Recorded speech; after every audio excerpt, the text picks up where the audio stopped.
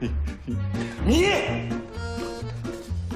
今天晚上值夜班，一个人。搞不定了就给我打电话，不用紧张，这是每一个新人的必备测试项目。那其他新人呢？都吓跑了。加油啊！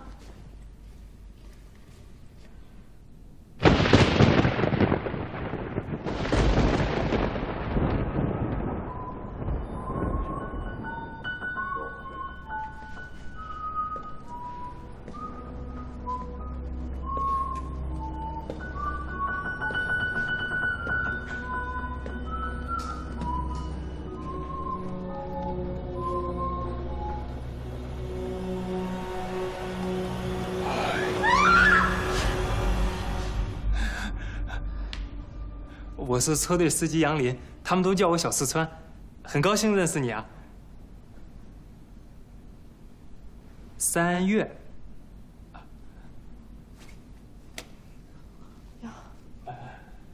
那剩下的就交给你了啊。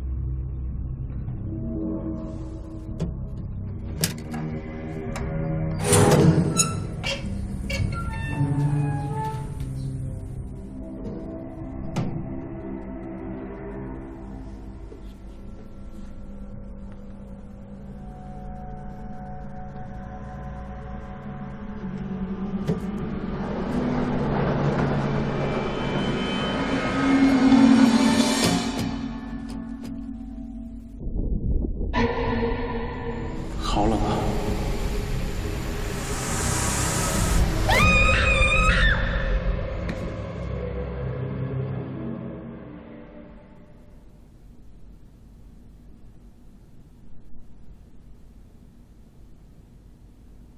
我还怕你睡不着，结果你一觉睡到大天亮。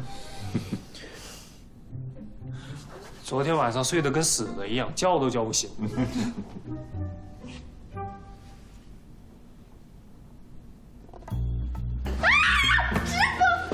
啊！哎呦，这就吓成这样啊！看来是真吓坏了。我介绍一下啊，这是秦导演，秦伟，是给咱们殡仪馆啊拍纪录片的。昨天晚上去冷冻室体验生活去了。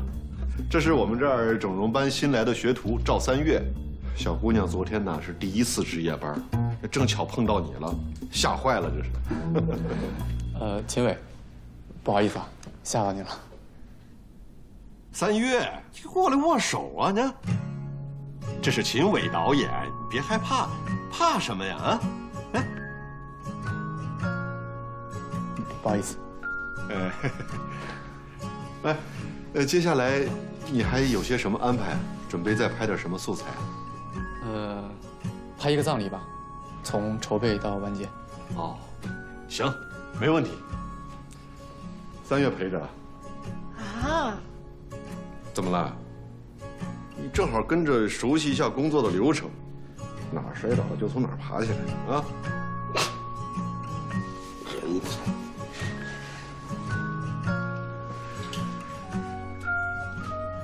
这些骨灰盒呢，根据材质、大小还有工艺的不同，价格分别从几十元一直到上万元不等。这个最贵。对呀，大哥，最后得让咱爸走得体体面面的。就是啊，这份钱可不能省。是啊。那就定这个吧。那您先出去等我一下，一会儿给您办手续。谢谢。其实呢，家属一般会根据自己的能力去选择价格更高的骨灰盒，毕竟这也是能表达情感的最后一个方式了。你当着他亲朋好友的面问，他肯定往贵的选啊。这哪是表达情感，这是碍于脸面，怕被旁人说闲话吧？你要是这么想吧，也没什么问题。但是，我们中国人的面子观也不允许我们在葬礼这个问题上过分讨价还价，对吧？这也帮我打包吧，我要了。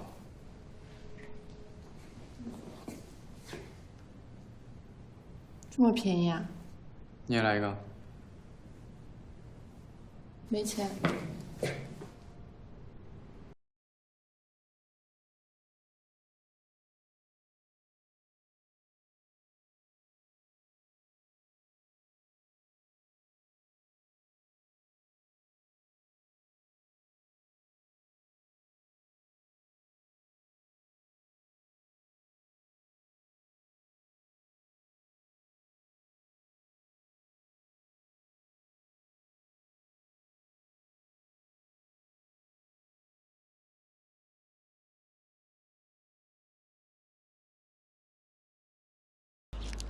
谢谢。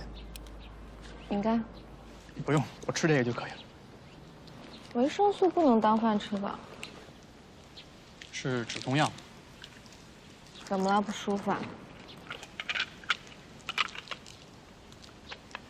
肺癌晚期。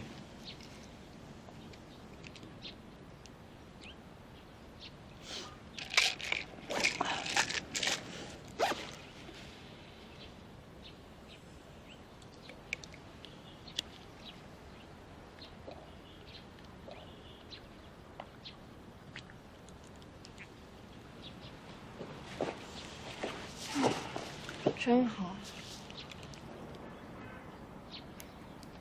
好。我也想死，但我怕疼，怕丑，没勇气自杀。这时候要谁来跟我说我肺癌晚期，活不久了？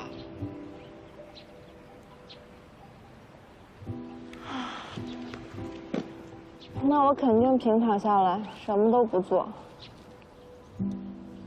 再也不用挣扎，不用强撑着精神头活下去，可以理直气壮地当一个废物，简直不要太幸福好吗？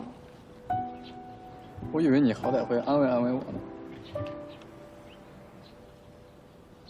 我羡慕你，真的。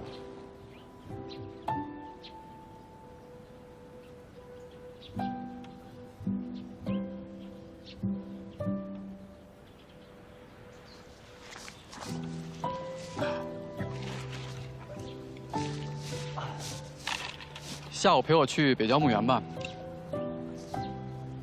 去拍拍我死后的栖息之地。